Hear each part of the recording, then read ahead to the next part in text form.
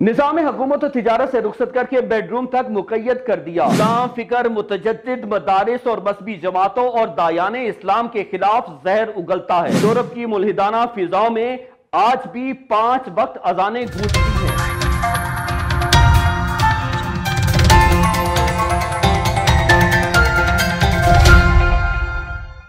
مغربی تہذیب مسلمانوں سے خائف کیوں؟ مغلوبیت کا جو دور آج مسلمانوں پر ہے، اس سے پہلے کبھی نہیں آیا۔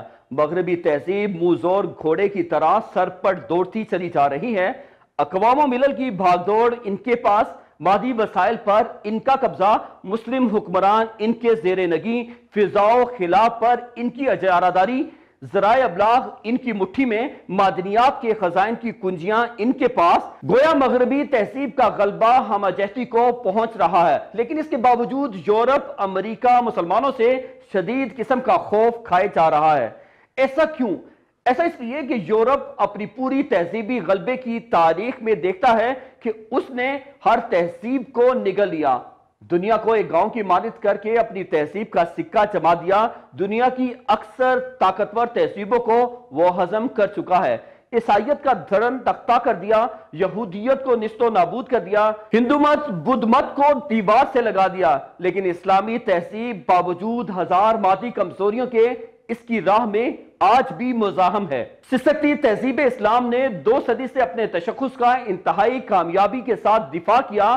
یورپ اسلامی تمدن کو نگلنے میں عاجز ہو رہا ہے، اس کی تمام تر رنگینیاں اسلامی اقدار کے سامنے ماند پڑتی جا رہی ہیں۔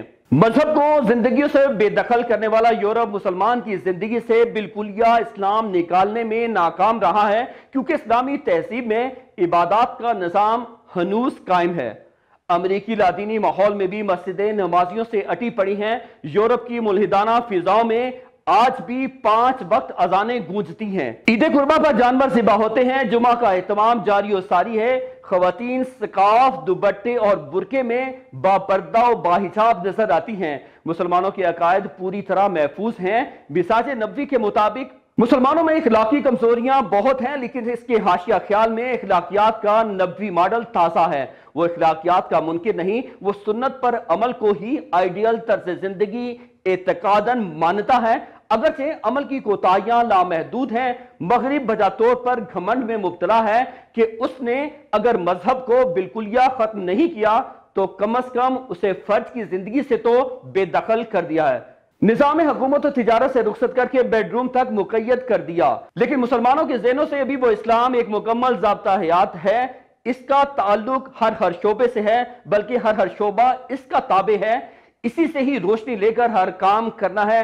مغرب کے تمام تر دانشور، پالیسی ساز، ذرائع ابلاغ، لٹریچر دن رات اپنے معاشروں میں مسلمانوں کے خلاف حقارت کو پیدا کر رہا ہے اور چلا رہا ہے کہ اسلام ایک انفرادی مسئلہ ہے، لیکن اب بھی اکثریت مسلمانوں کی یہ چاہتی ہے کہ ان کا نظام سیاست و تجارت اسلام کے مطابق ہو، اور ان کو یہ اصرار ہے کہ اسلامی نظام کا نفاذ ہو۔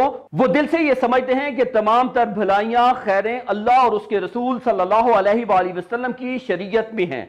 مسلمانوں کا یہ اعتقاد جو ان کے اندر مدارس دینیہ، مذہبی جماعتوں اور مبلغین اسلام کی پرسوس محنت شاقہ نے راسخ کر دیا ہے، یہی وجہ ہے کہ ہر مغرب کا پسکردہ غلام فکر متجدد مدارس اور مذہبی جماعتوں اور داعیان اسلام کے خلاف زہر اگلتا ہے۔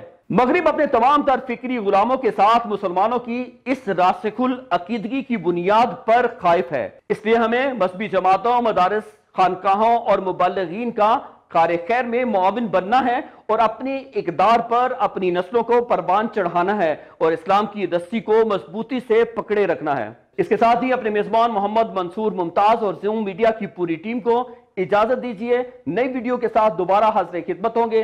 تب تک کے لیے اللہ حافظ۔ پاکستان زندہ باد، اسلام زندہ باد، ختم نبوت زندہ باد۔